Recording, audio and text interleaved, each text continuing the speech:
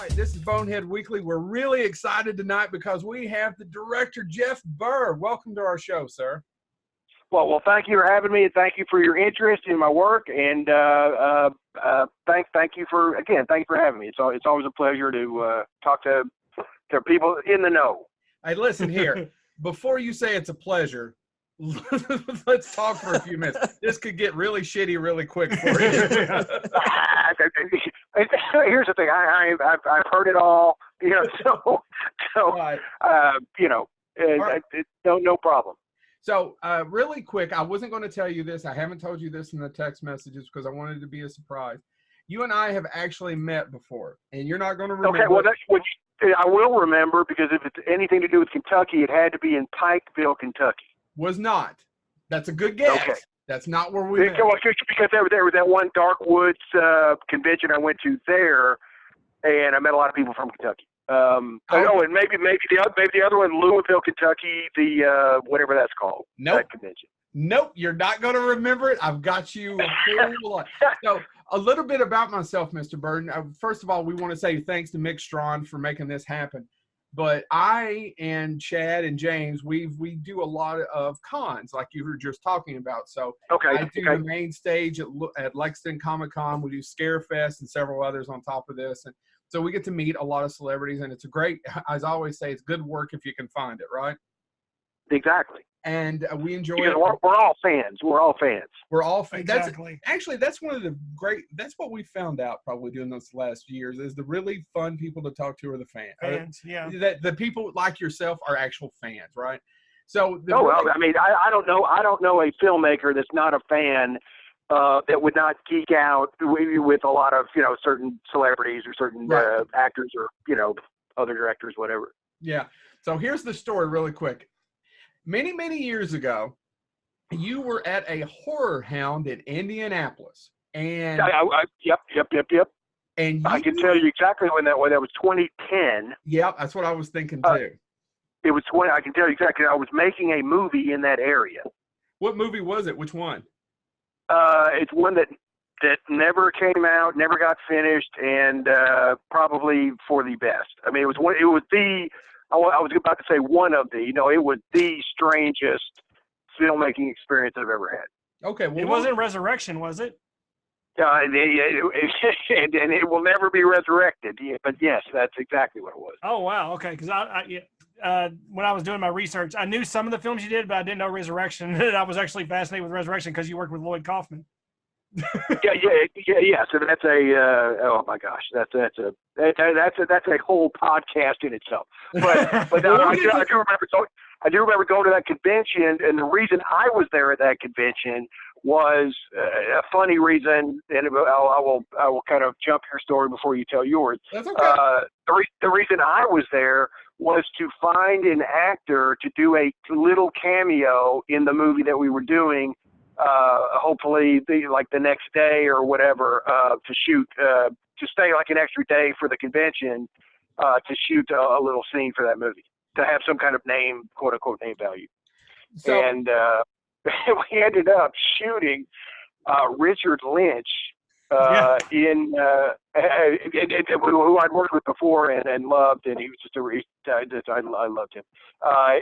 We ended up shooting him in his hotel room as President of the United States, and it was, as you can imagine, completely bizarre and hilarious. All right, but that's what happened. That's why I was there at that convention. Yeah, I wasn't a guest or anything. No, you had paid admission. Here's how I know. Yeah, exactly. Here's how it happened. So guess who was at Richard Lynch's table with an obscure poster for God Told Me To, which is called several other things, because I wanted him to sign it. Demon was one of the other titles. Right, and you know exactly what I'm talking about. So he was actually, he gave me a few extra, because this is before I started doing cons. I've been doing these last 7 or 8. This is when I was just, not that I'm not a fan, but you understand what I mean. Before I was actually on the main stage doing all this, it was just me going to a con and meeting him. And I was at his table, and he took a few extra minutes because because I had the, it's a little bit more obscure at the table. I used to love to do that. I would get their obscure movie posters or something that not as necessarily everybody brought to them, right? Sure. You walk up and just totally obliterate what we're talking about, start talking to him at his table. No, I'm not done. I'm not done. So at the time, my wife and I, this is before we had our child, were just, that's fine. He's like, oh my God, that's Jeff Burr. And I looked at her, I was like, oh my, he directed Leatherface. And I was trying to explain to her that to not get pissed that this just isn't some random dude, right? And so you're talking to him, and he's like, oh, just stop by the hotel, which is also funny. And here's what you said, and we both make this joke all the time, 9 years later. You asked him what hotel, and he says, I think it's La Quinta or La Quinta, whatever you want to call it. And you said, you know what that's Spanish for, don't you, Richard? And he goes, no. And you go, near the Denny's. I said that? Oh, okay. I don't remember that, but thank you for that witticism. So we both still laugh about that, just that encounter. And I was like, oh, this is a director just paid to get in. She had no idea. I was explaining to her. And then I smiled, you said hi, and then walked away. And we both just, every time we see a La Quinta, it's always that Spanish near the Denny's. That's why I apologize for interrupting your. Don't apologize. That's a great story. No, I mean, I'm sorry, but that's why.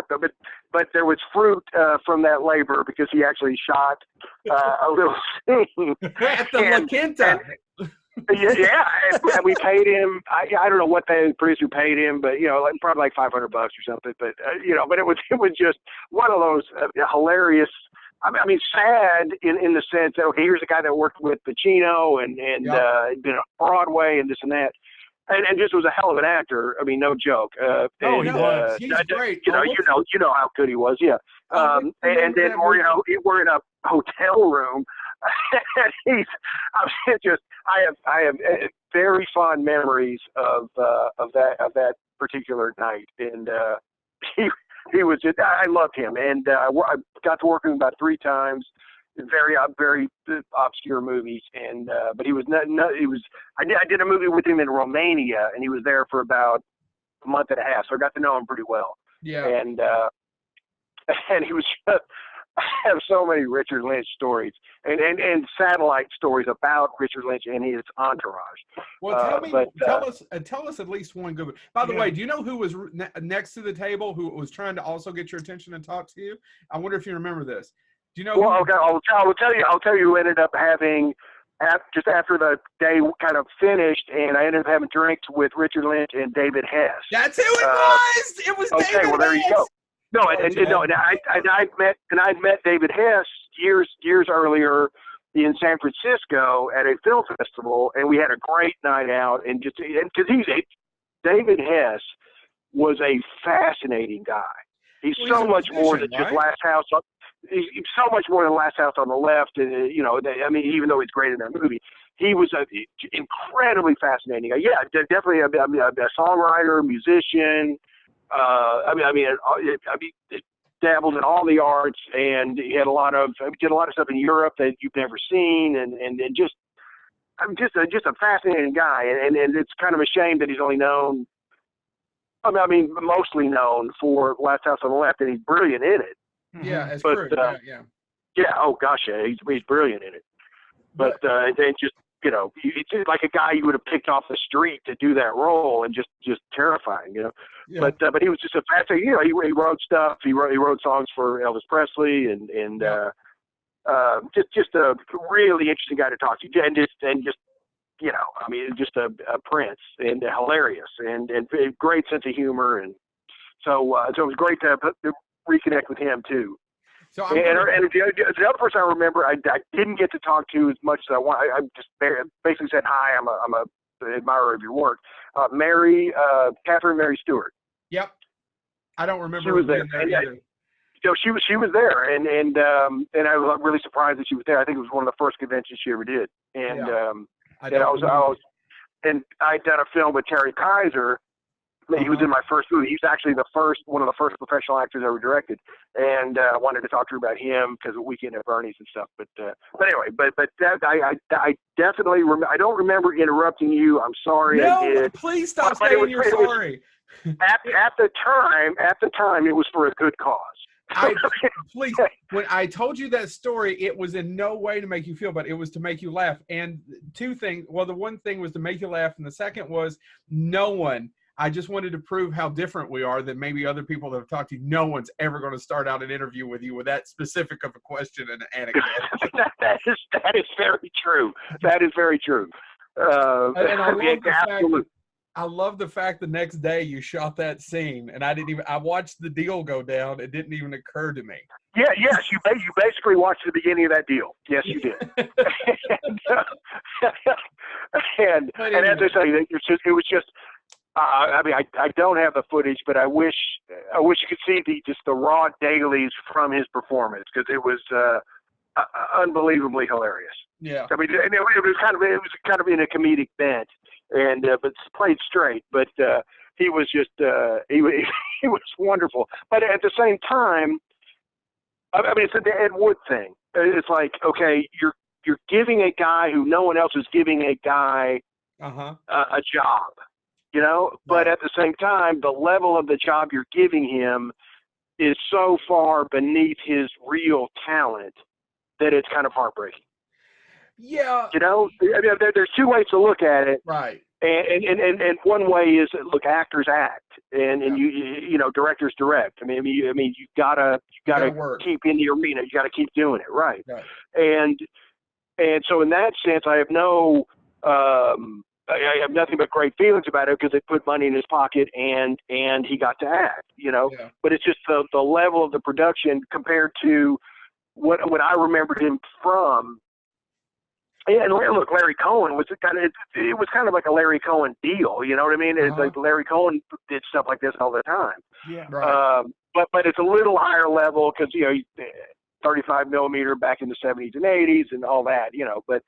And this was a digital production, and anyway, but I have nothing but incredibly fond memories of Richard Lynch, and just was a very big admirer of his talent, because he was just wonderful. He's fantastic in the movie you're talking about with Pacino. That's Pacino and he's so damn good, right? He's great, exactly. And I feel I'll tell you a little anecdote. Please. about Scarecrow. Oh, great, because that's supposedly Hackman's favorite of his movies. Hackman is so good in that. I mean, oh man, I love him more than Pacino in it, for sure. I mean, Hackman is probably until about 2 years ago. Hackman is probably my favorite. If I had to name a gun in my head, name a favorite film actor, Hackman would probably be it. Yeah. Because he was just and then he retired. I mean, he worked his ass off, but he retired too early.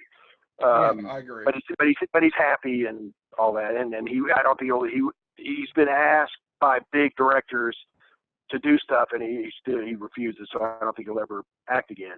Yeah. But anyway, but Scarecrow, I got to take Richard Lynch. I called him up because I found out there was a program at an art center in Los Angeles that has a famous director, speaking about a film that influenced them. So, like, for example, like William Friedkin came and showed Treasure of Sierra Madre. Right. That influenced him. Anyway, so a French director, and I'm blanking on his name, unfortunately, but a very big French director came and showed Scarecrow. Yeah. So I told Richard Lynch, this is happening, because he didn't necessarily know all this stuff, because he was living in Riverside in the desert, next to Don Calfa. Don Calfa was his best friend. Oh, I didn't know that. So Don Calfa from Return of the Living Dead. Yeah. Yes, exactly. They were neighbors, and they became best friends. Probably the last 15 years, 20 years of their lives. And anyway, so both. But yeah, keep going, please. So the director showed Scarecrow, and then kind of the lights came up, and he was starting talking about how much the film influenced him and how much he loved it. Then he specifically said, and the character that played by Richard Lynch, and then Richard Lynch stood up in the audience, goes, "Well, I'm not done yet. I'm here, and I'm still here." And there was this great moment where Richard Lynch came out of the audience and hugged the director, and the director hugged him, and they talked for a long time afterwards, and it was just a wonderful night, because it just meant a lot to Richard that this French director loved the movie so much and loved meeting him. And unfortunately, the French director, God, I'm so embarrassed I can't remember his name. No, that's okay. But he directed. The only thing you can look up, I know this, he did a late movie in the late 90s, early 2000s that brought back Jean-Paul Belmondo and Alain Delon together look it up. in a movie. And that would be enough to look up. In the late 90s, early 2000s, and it was like a huge hit in France. I don't think it ever played in America theatrically. Yeah. But anyway, I felt so great that Richard A could see Scarecrow again through other people's eyes, and then also meet the director that said he loved his work, and it meant a lot. It meant a lot. And Richard passed away maybe a year after that. Oh, really? So he had some health issues when I worked with him in Romania, and just some lung issues and stuff. But he was a fighter. He was an ex-Marine. He was a total fighter, and he was definitely a cinematic warrior. He went all over the world doing how many movies? I mean, just almost always typecast, as villain or whatever. But it's just a wonderful guy. He could push a few buttons and really activate what he had underneath. He was just absolutely fascinating actor. That's awesome. And I'm so glad you guys saw Scarecrow, because it's a wonderful movie, and it's kind of not that many people talk about it now, but it won the Grand Prix at Cannes in '73 or '74. And it's just a terrific. It's exactly the kind of movie they don't make. Yeah, now. And that's sad. It's one of those depressing '70s films that, when the inmates were running the asylum, that for that short period of time in the '70s when it comes to studios. And I hadn't actually seen it. Chad hasn't seen it. James, have you ever seen it? Actually, I haven't. I was just looking it up. Yeah, you have to flow with it. You kind of flow with it, because now in contemporary 2020 terms, it would be considered very slow, but it just washes over you and sucks you in if you let it. Yeah, I caught it a couple of years ago. I hadn't seen it till 2 years ago, so I was late catching it. But it was one of those fantastic finds on Turner Classic Movies, that you can get from time. Okay, gotcha. Turner Classic Movies is a blessing for everyone. And especially after midnight, if you go through and just kind of click through Saturday and Sunday nights, they'll have movies from the underground sure, yeah, exactly. But we're here to talk about your career, so. A few episodes ago, it's been a year, I suppose. We had someone you may have known or may have talked to. His name is C. Courtney Joyner, and he did almost. I think I know that guy. Yes. Right. Hopefully, there's not too many. The name's slightly familiar. Yeah. Yes. He actually had nothing but wonderful things to say about you, man. Just to be honest. So So he lied. He lied for the whole podcast. He gave us. He did so much that we turned it into a two-parter, and he was fantastic. And he's just a great raconteur, and we loved having him. No, truly, he is a font of film history, and the people he's met. And then I look back on the people I've met and just come in contact with or met through fleetingly or whatever. It's amazing. And so and the one thing about C. Courtney Joyner, I want him to write another film, and I want him to direct another film. Mm-hmm. What the hell, I really do. I think I know there's many other things he's doing, and the novels and the games and the TV pilots and stuff, the Captain Nemo. But I really wish he would write I really wish, because he's already had greatness out there, or goodness at the very least, and he's got a great film in him. Yeah. And that's yet to come out. And I don't know what if you squeeze him hard enough, maybe it'll come out. I don't know. But he's got to get it out. He's got to get it out. Well, so before we get, I want to ask you some questions about getting from Georgia to California and whatnot. But before we get there, the one question I want to ask you is, he talked about meeting Vincent Price and you both going to his house. And can you give us your take or your memory on that story? Do you guys remember it? I remember it. Mm-hmm. Oh, Yes. sure. No, I'm sure my memory is somewhat like his, but it was maybe a little heightened. But because okay. I really felt, and wrongly, probably in the grand scheme of it, but I felt he's got to be in this movie. He's got to be in this movie, and I wouldn't take no for an answer. You're right. And so I probably. I mean, I would say, me mentally, I had more at stake. You know what I mean? That makes sense. Yeah, So, it was your first full length directing job. No, and I felt for whatever reason, if he was in it, it would be validated as a real movie or something. You know what I mean? It was Absolutely. just complete.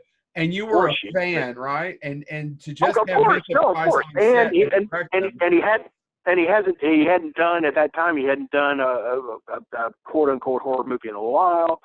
So it was like, it wasn't like rediscovering him because he never was out of favor. But I just felt that it would be very meaningful to have him in the movie. I agree. I think so.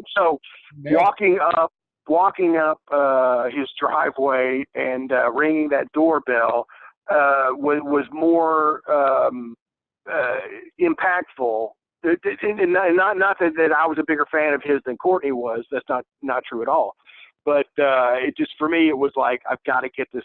I mean, I didn't think this at the time, but I know that was my attitude, was I got to get this motherfucker in the movie. Yeah, absolutely.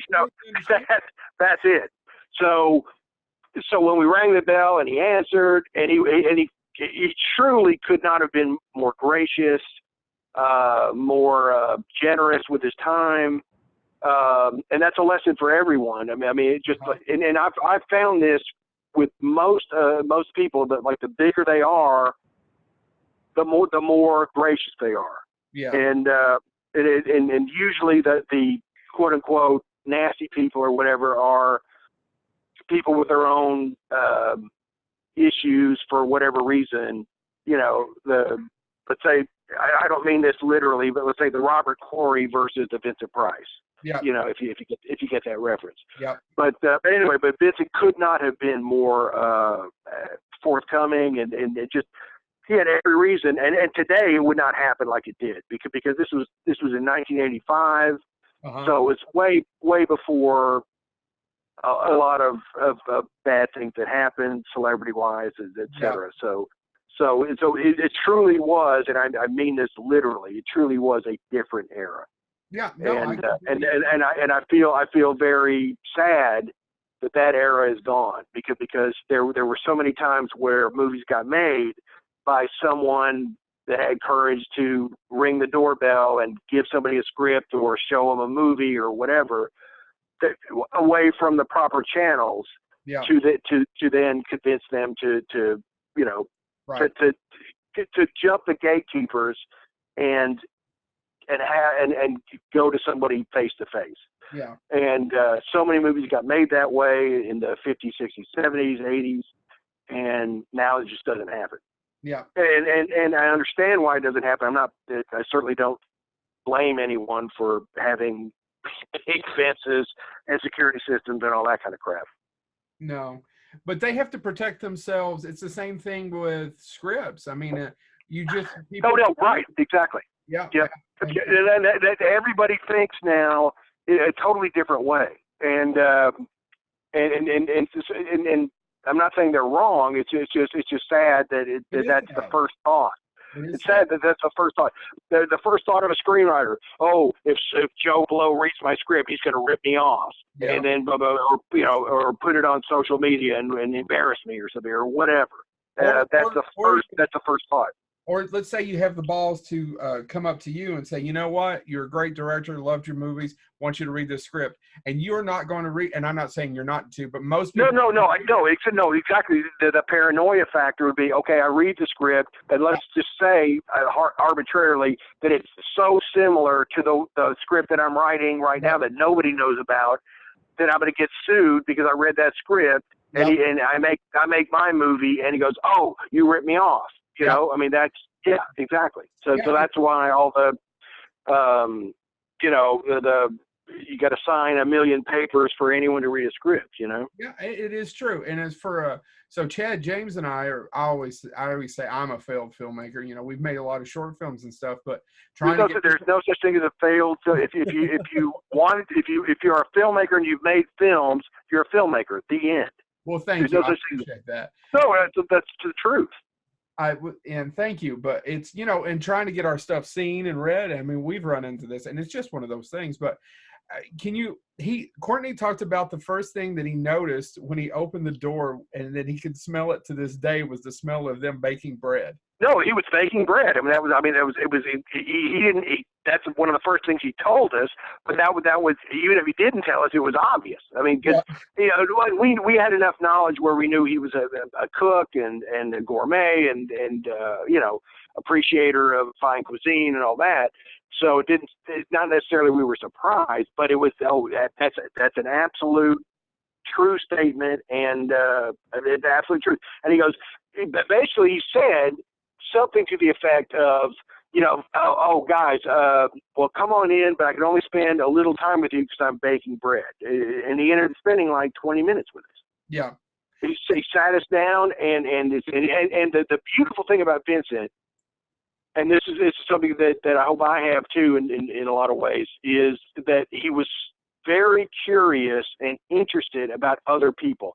Many actors will like, oh, well, I don't want to talk any more about me. What do you think of me? You know, that kind of thing, where he was completely the opposite, where he would want to know everything about you. He wouldn't want to talk about himself. He wanted to know where you were, what your background was, what interesting things about you.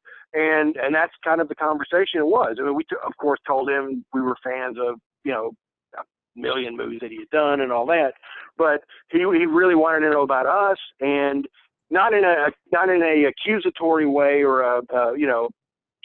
anything like that. It was just genuine interest.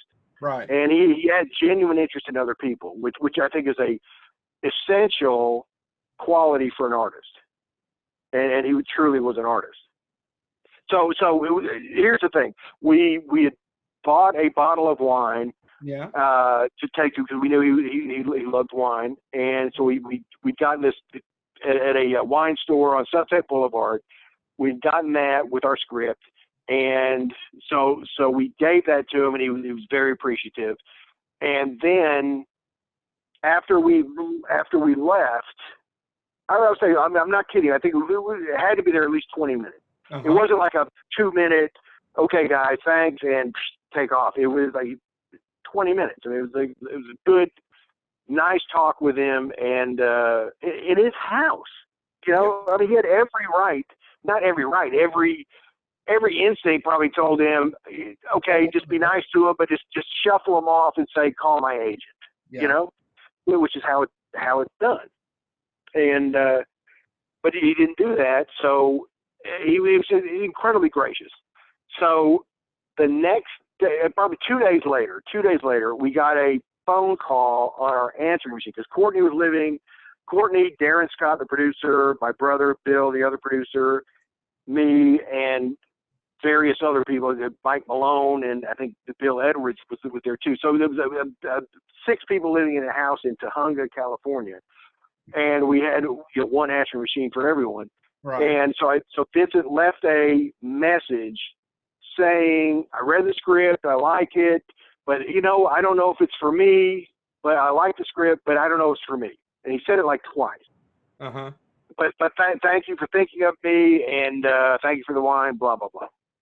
And so it was like in Hollywood terms, it was like a soft no. Uh-huh. But for us, we were like, okay, he didn't say no. He didn't say I love everything, but he didn't say I hate everything. It was still kind of a question mark for us because we were naive and whatever. I was about to say, you guys were just young and dumb enough to get away with it. Yeah, exactly. And it's if you heard the message as a savvy Hollywood player, and in 1985, you would go, he doesn't want to do the movie. Yep. But to our ears, it was like, well, he didn't say no. So maybe if we show him the movie, if we make the movie and show him as pieces of it, whatever, it'll he may want to do it, whatever. So it wasn't off when we went to make the bulk of the movie, the stories. It wasn't off the table in our minds anyway. It wasn't off the table that he might want to do it later, because we didn't have to shoot him in Georgia where we're shooting the movie. Right. So anyway, so that's the initial Vincent Price thing, and also anyone that's interested in in that movie, please get the Blu-ray, because there is an amazing documentary from Daniel Griffith from Ballyhoo Productions that it's a stunning documentary. It's longer than the film itself. Oh, really? Yeah, and it tells in very great detail how the movie was made, and it's almost my goal and Daniel's goal in making the documentary was, I never want to talk about the movie again. This will be my statement on the movie. Anything you'll ever want to know about the movie, watch that documentary. Which of course is not true. But anyway, in all seriousness, if you are any of your listeners want to know more about the movie, it's almost like in these days, especially because of the whole, again, another era when we made that movie. It's almost better to see the documentary first and then watch the movie. Yeah, because then you'll understand what we went through and just the totally different way of making a movie was in 1985. Right. In an independent movie for very little money. So while I've got you, let's talk a little bit about you going. So you were born in Ohio, and then I'm assuming your parents moved you to Georgia, Dalton, Georgia. Yeah, exactly. I was born in Cincinnati, and but only lived there like less than a year, and then moved outside of Cleveland for like a couple of years. So I was like basically like 3 years old when they moved to Georgia, okay. And they had culture shock. They were like, my dad and mom were from Buffalo, New York, and so they moved they got transferred. My dad got transferred working at a company called Cabin Crafts, which is a textile carpet company. Which makes sense, Dalton with carpet. Yeah, no, exactly. That's why he was transferred to Dalton, and so it's like here they are, Yankees, if you will, transferred to Dalton, Georgia, in the heart of the South, and a very small town, a town of about 20,000 at the time. Yeah. So, what? But I just to be clear, I basically from age 3 on grew up in Dalton, Georgia, and you're there today, right? That's where you live at today. My mom is still here, and I'm taking care of her, and. Right. She's doing it. She's doing okay. She's 93. Oh, and congratulations! She's amazing. She's amazing. Yeah. And Dalton has changed a lot, and but there's enough still that it's kind of like the town I grew up, but it's changed a lot too for the better. Right. It's not necessarily. It's a very diverse town. There's a big Hispanic population here, and it's actually a fascinating town. Yeah. Now that makes absolute sense, and now you have access to movies and things that you wouldn't have had access to at the time. So let me ask you, what were your influences, and how did you make the trip out to Hollywood? What were some of the influences growing up on you? What were some of your favorite movies? What led you to want to be a filmmaker? That's a great question, and one that I can't totally answer.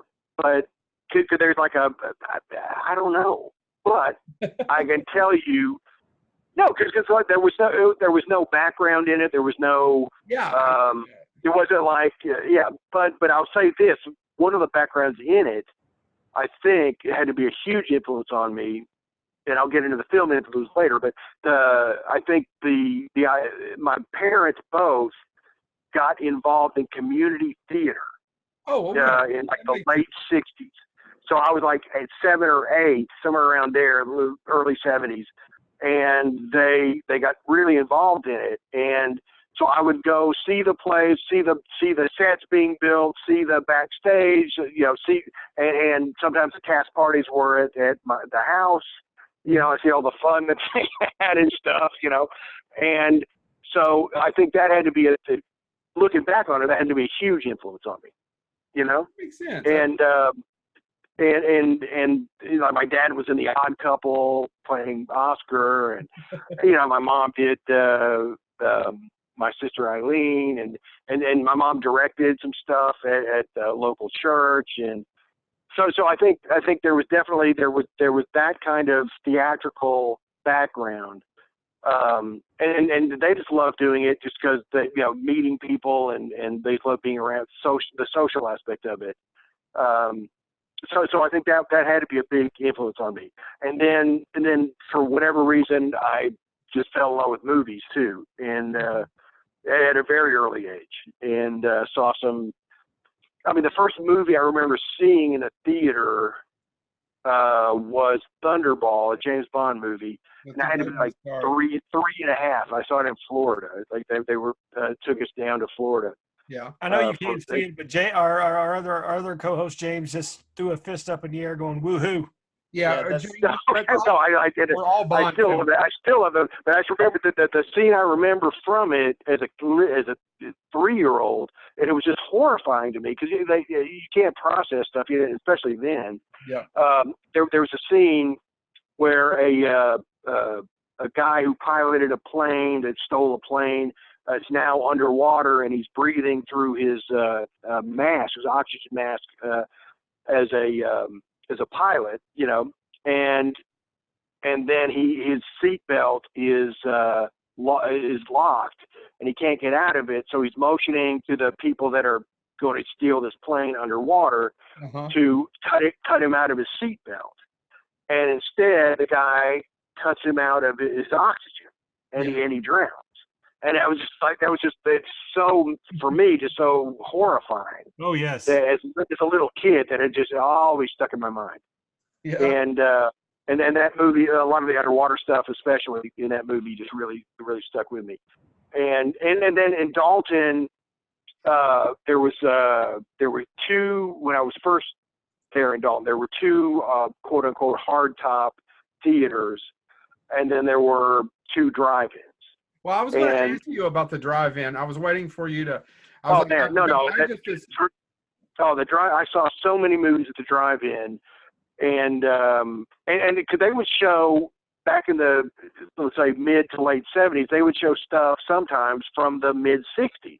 So they would show James Bond movies. They would show the man with no name, the Eastwood Spaghetti Western Leone stuff. They would show just weird stuff, and they would have sometimes triple bills, not necessarily Dusk Till Dawn, but triple bills of 3 horror movies and stuff. So certainly when my brother was older by 2 years, so when he could drive, I would beg him to take me to the drive-in if I saw an advertisement in the paper of like, Blood of Dracula's Castle. Oh man, I gotta see that movie. Take me. And he was very good about it. He would, and a movie I vividly remember seeing at the drive-in earlier, because Bill couldn't drive, my brother, and I couldn't drive, was Phase 4. I love that movie to this day. And I saw the ad in the paper. It was only like 2 days only, Phase 4. And it was like probably 1973. And I just begged, and I mean flat out, I don't know why, because I saw the ad in the paper. I don't know why it attracted me so much. And I go, man, I got to see this movie. And it was only there for 2 days. So I just begged my mom and dad, you got to take me. I got to go see this movie. And thankfully, lo and behold, they did. And so I saw Phase 4, and they put me up in the front. My brother and I were in the front. They were in the back seat. And like 10 minutes into the movie, I hear my dad, Jeffrey, what the hell is this shit?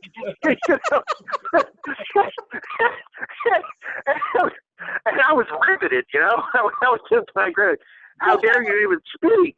You know? I've never seen Phase 4. I'm looking it up. That it's the damn. Oh, you got to see. You got to see the capper to the story.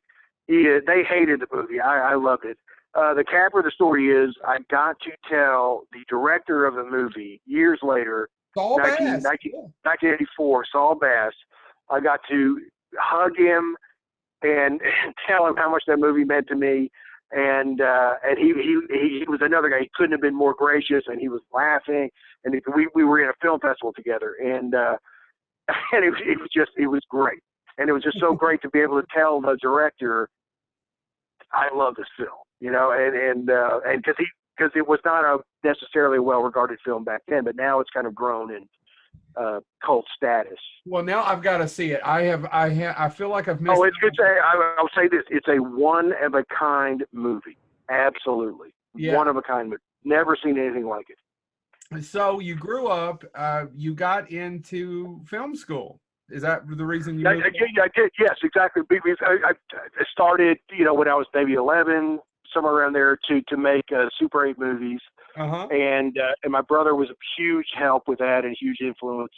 And so I would make Super 8 movies. There were some other, again, not to be a promoter, but there's a documentary on this on the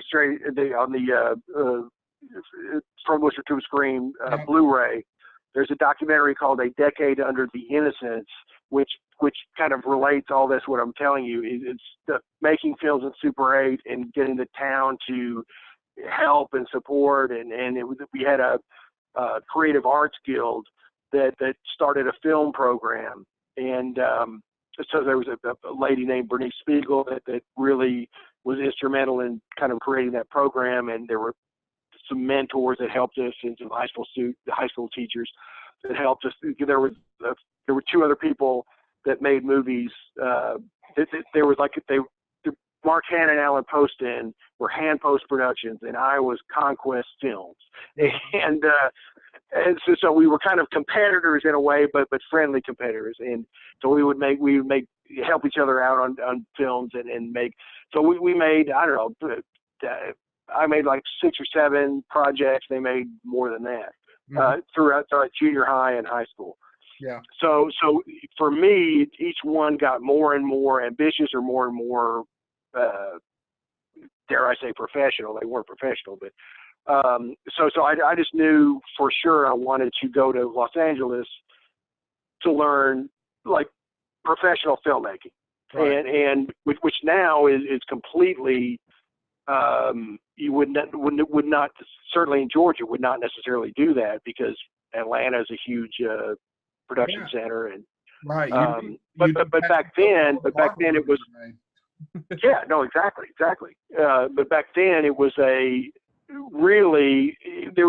was either New York or LA to learn how to be a professional filmmaker. Yep. And I always kind of gravitated towards what was going on in LA, the more, I guess, the more mainstream stuff, even though I was never necessarily attracted to mainstream. I loved all kinds of movies, but I was never necessarily attracted to just mainstream stuff. But I felt that I would get a really good education out there, because almost all the filmmakers that I knew and loved either lived there or were there, you know, most of the year. So I went out there and very luckily got into, as a freshman, USC Film School as a production major. I think there were only 10 that year. And so it was I didn't know it at the time or whatever. I knew it was somewhat prestigious, but I didn't know how much. But it was a real, in many ways, it was the best thing I could have done, because it was, if you thought you were any good in Georgia, then you meet all these other people from around the country, around the world, that were like Jesus Christ, this guy's kicked my ass. I mean, it's like, I thought I was a good filmmaker. This guy's made something so much better. Even this is before film school starts, you know. Mm-hmm. So it was, the film school experience was very eye-opening for me, and ultimately very, very good. Because also the other thing was, again, this is like, I'm an old guy, so this is before VHS. You're not an that old. really. We remember. It wasn't literally before VHS, but it was before VHS home stuff caught on, and you could buy a video cassette for $10. You know, this is way before that. So and growing up in Dalton, I did not see 8.5.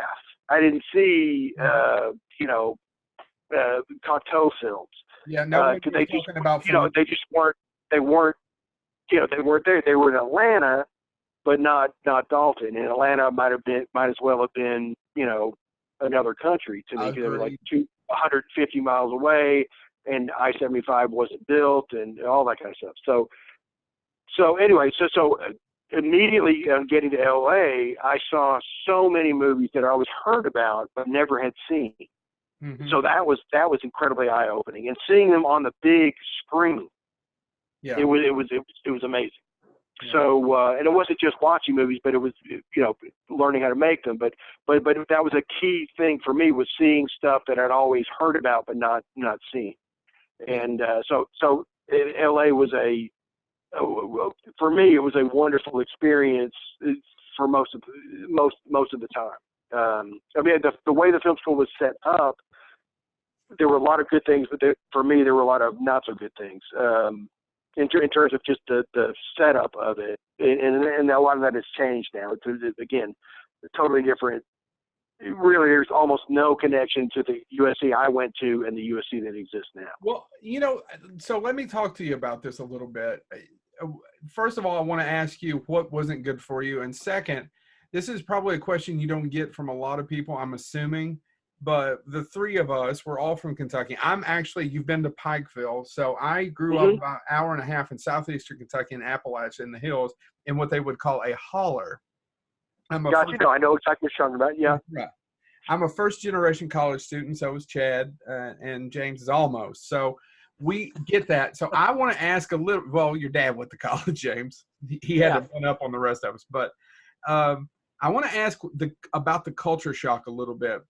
And I know this really isn't about your movies, but I completely understand when you say, I now live in Lexington, which isn't a huge city. It's not as big as Atlanta, but compared to where I grew up, there was that's a big deal. Yeah. Lexington is the second biggest city in Kentucky. This is considered the big city to most of my family. So I completely understand when you say Atlanta might as well have been on the moon. Can you talk a little bit about the culture shock for being from one hick to another? And I don't mean that in a disrespectful way. No, and in many ways I was a hick, even though I wasn't, in the sense that my parents were from Buffalo, New York. And the funny thing, I don't know if I've ever gone into this in any interview, but the funny thing was, like, I had a Southern accent. Yeah, me because too. I'm living fucking South, and I'm a kid.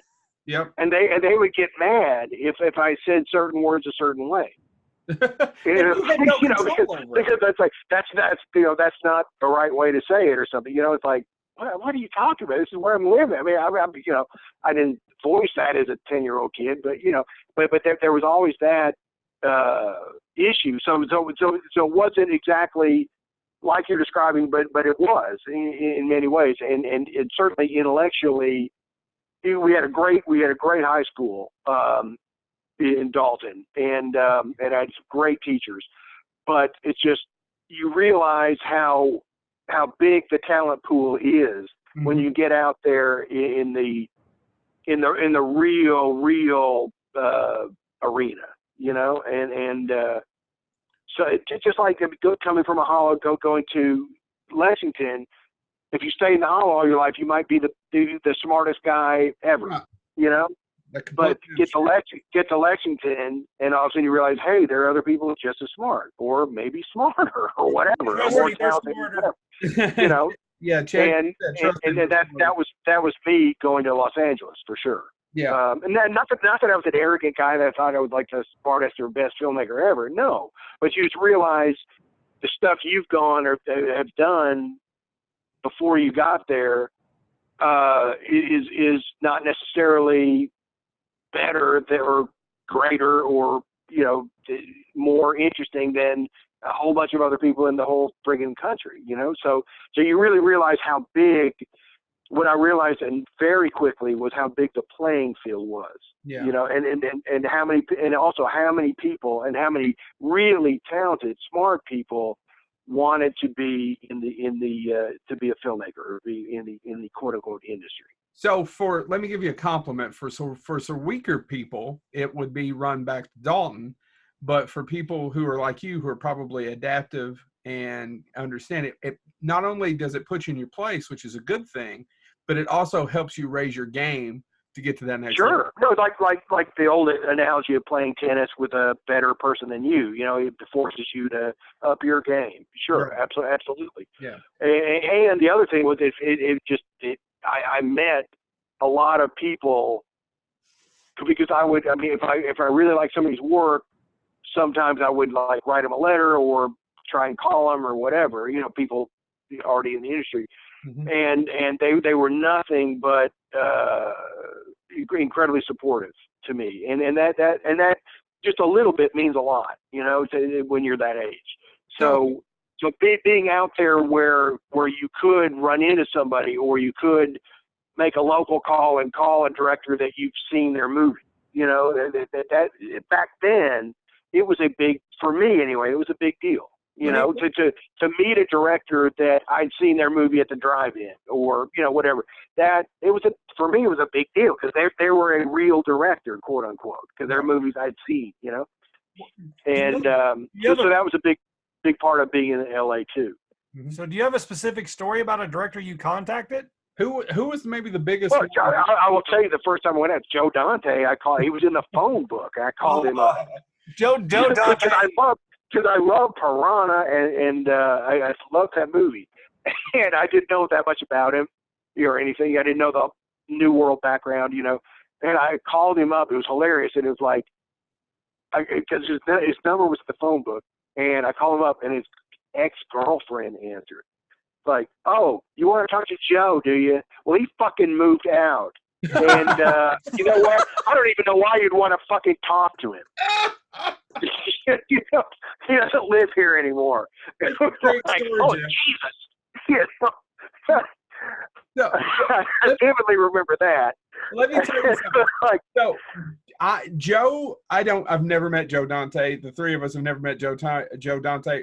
You mentioned him. It's funny because Chad's laughing. We're all three huge fans, and we have mutual friends of Joe Dante, but he has never, ever returned one message for me to do this show. It's same with me. I met him maybe twice in my life. I met him one time at USC. He came for a Roger Corman thing, and it's so stupid. But it was funny if Joe Dante witticism. But it was like I just was so happy to meet him. I just like shook his hand. Oh, Mr. Dante, I love all your movies. And he goes, I've only made 2. Hey, boneheads. Hope you're having as much fun listening to that as we did doing it. It's a 2-parter. The second part's going to come out next week. Jeff was gracious enough to do so much and tell us so much that we kind of wanted to split it up over 2 weeks. So tune in next week for Jeff Burr, the continuation, where there's another really good story. If you liked the one about Joe Dante, the next one's going to be even better. So thank you so much. Subscribe, tune in, share us on your social media, and thank you for always supporting Bonehead.